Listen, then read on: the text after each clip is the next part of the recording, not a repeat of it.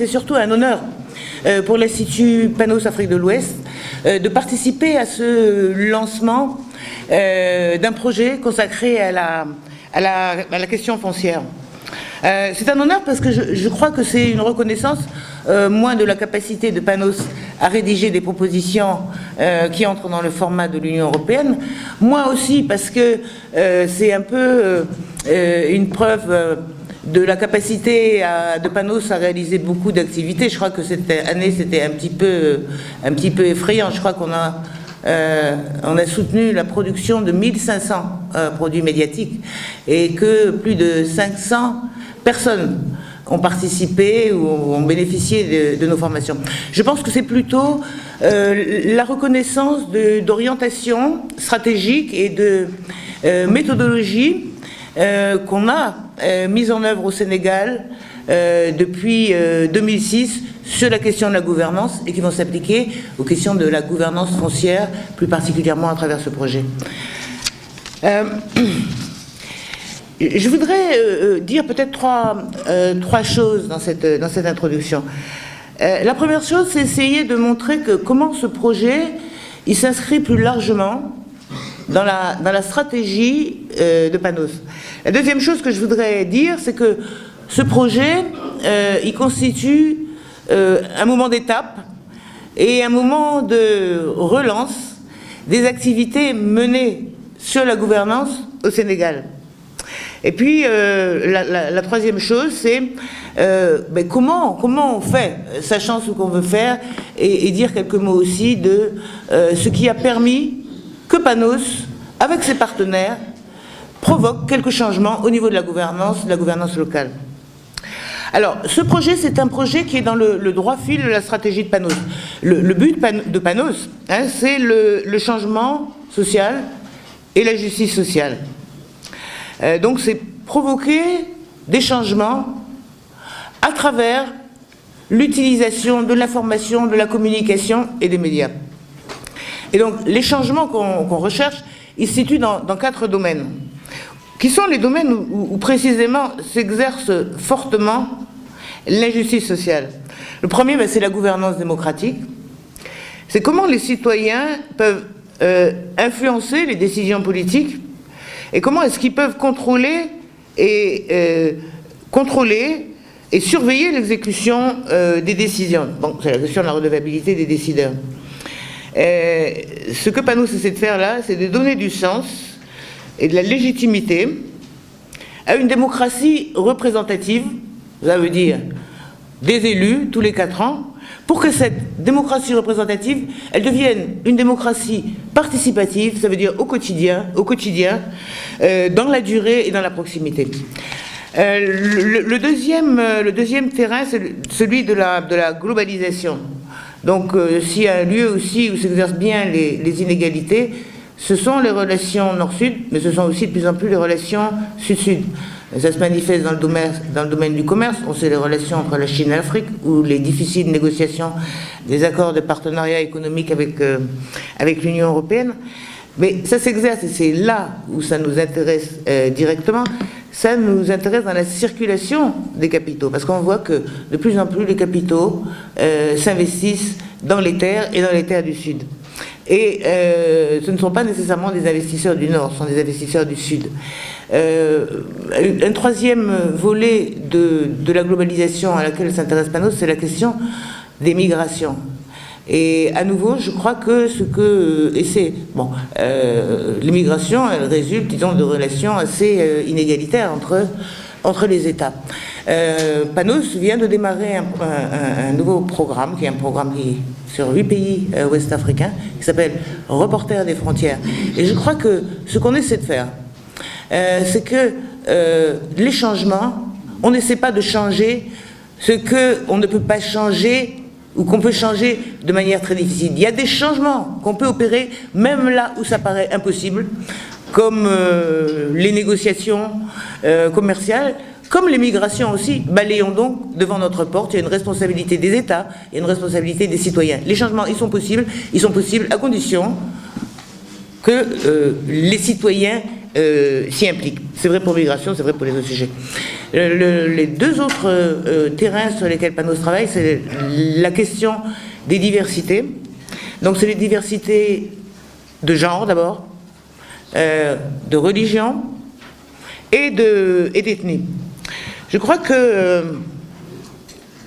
les dynamiques internes, qu'elles soient politiques ou culturelles, révèlent une montée des fondamentalismes, de la xénophobie, de l'homophobie, de la misogynie et un certain triomphe de la gérontocratie et de la kleptomanie.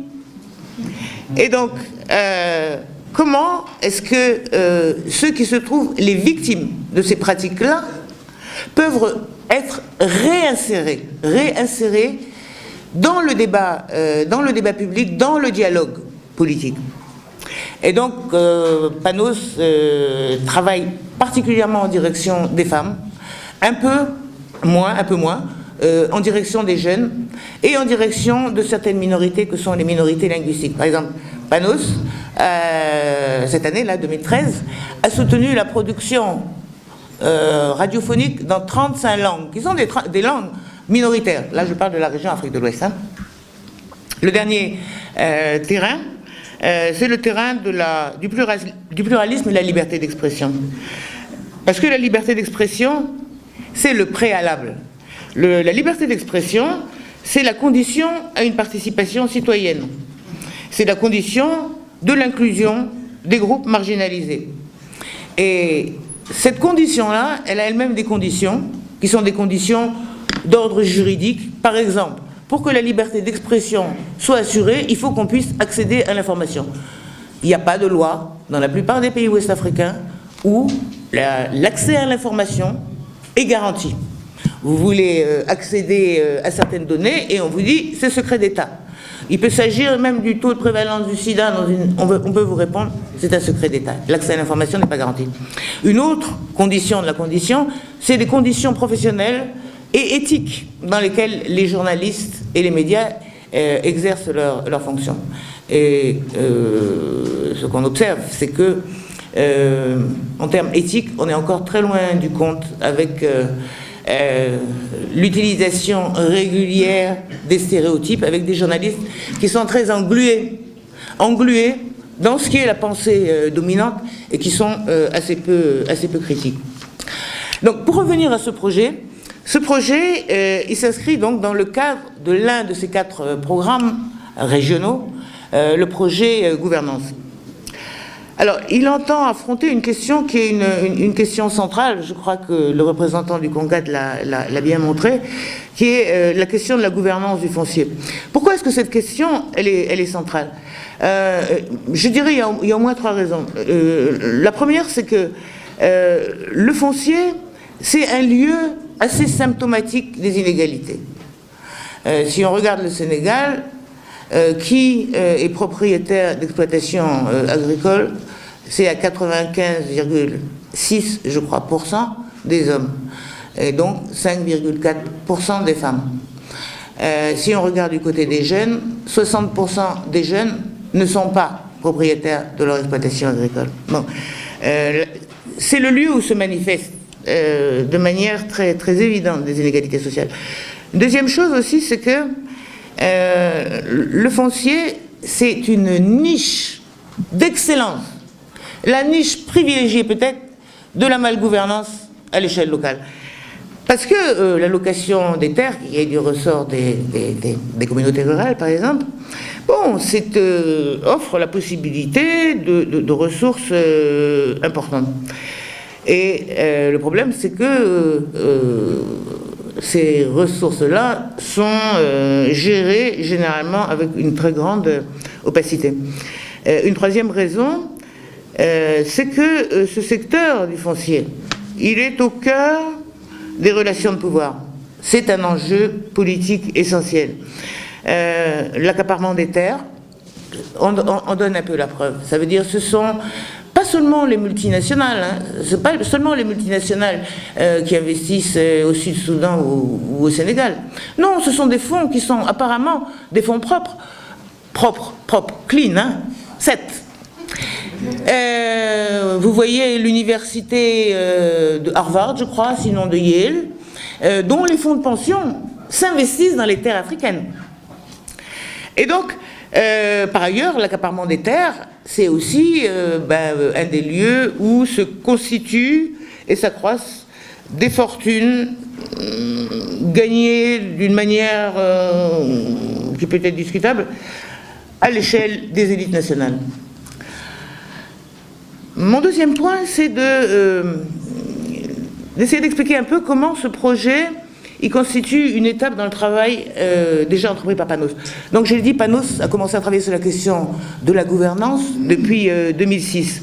Il y a eu un premier projet, qui était un projet un petit peu modeste, qui concernait le département de Kolda, et qui visait, disons, à accroître la transparence dans la gestion des ressources des communautés rurales.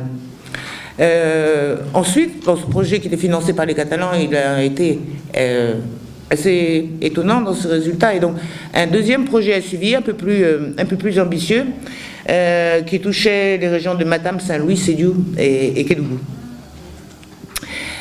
Ces projets, ils nous ont au moins donné 3 leçons. Et ce sont ces 3 leçons qu'on veut appliquer dans ce nouveau programme qui commence aujourd'hui. La première leçon,